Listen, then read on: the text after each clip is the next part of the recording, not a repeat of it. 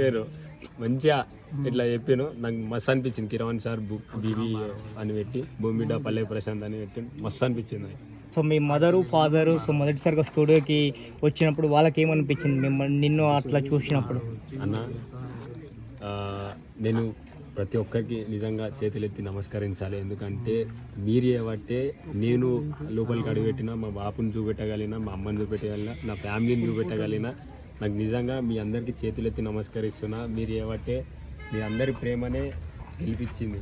నిజంగా thank you so much మీ అందరికి. నిజంగా ఆ రోజు ఇట్లా అన్న నాకు సంతోషం మీరు వీడియోలో చూడొచ్చు. ఆ రోజు నాకు మామూలు సంతోషం కాదు. ఆ రోజు మాటలు రావన్న. ఇక ఆ క్షణానికి చచ్చిపోయేదాకా గుర్తుంటాయి అన్న అవన్నీ. సో బిగ్ బాస్ అనేది ఒక జీవితం పుస్తకం అన్న. ఎందుకంటే మొత్తం మనకు A to Z మొత్తం నేర్పిస్తుంది. నిజంగా నాగార్జున సార్కి ఎప్పుడు రుణపడి ఉంటా. బిగ్ బాస్కి అయితే మర్చిపోను. ఇది ఎందుకంటే మస్తు లైఫ్ ఉంటుంది అన్న. అంటే ఎట్లా అంటే నీకు స్కూల్లో ఎట్లుంటుంది, బయట ఎట్లుంటుంది, మొత్తం ఒక పుస్తకం లాంటిది నా దృష్టిలో. నాకు మంచి కొన్ని పాఠాలు ఇట్లా నేర్పించింది. సో ఇప్పుడు నాగార్జునకి ఎప్పుడు పంపిస్తున్నావు కంకుల్? నాగార్జునకి పంపిస్తాను. నాకు ఇవన్నీ తీసేపి పంపిస్తాను. నేను మధ్యలో పోయినాక మళ్ళీ ఎవరన్నా ఏమన్నా అంటే పల్లె ప్రశాంత్ చేసిందన్న, ఇదేందన్న ఇవి మీరు జర చూసుకోర్రి అన్న ప్లీజ్ అన్న.